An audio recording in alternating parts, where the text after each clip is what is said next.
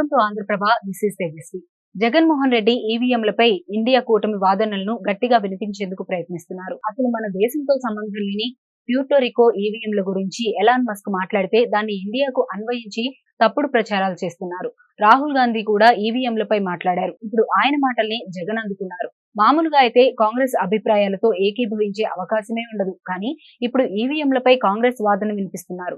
ఢిల్లీలో జరుగుతున్న పరిణామాలు, తాను చేస్తున్న ల్యాబియింగ్ ఏ మాత్రం ఆశాజనకంగా లేకపోవడంతోనే జగన్ ఇలా ఇండియా కూటమి వైపు వెళ్తానన్న సంకేతాలు పంపుతున్నారన్న అభిప్రాయం ఢిల్లీలో వినిపిస్తోంది.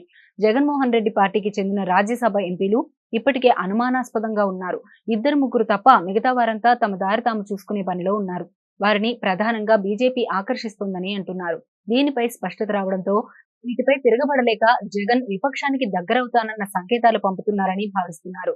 వచ్చే 2-3 నెలల్లో వివేక కేసు సహా సంచలన విషయాలు వెలుగులోకి వస్తాయని అంటున్నారు. ఇండియా కూటమిలో చేరితే కనీసం ప్రతిపక్షాల్ని వేధిస్తున్నారన్న సానుభూతి అయినా సంపాదించుకోవచ్చని ఆయనకు ఇప్పటి నుంచే సలహాలు అందుతున్నాయి.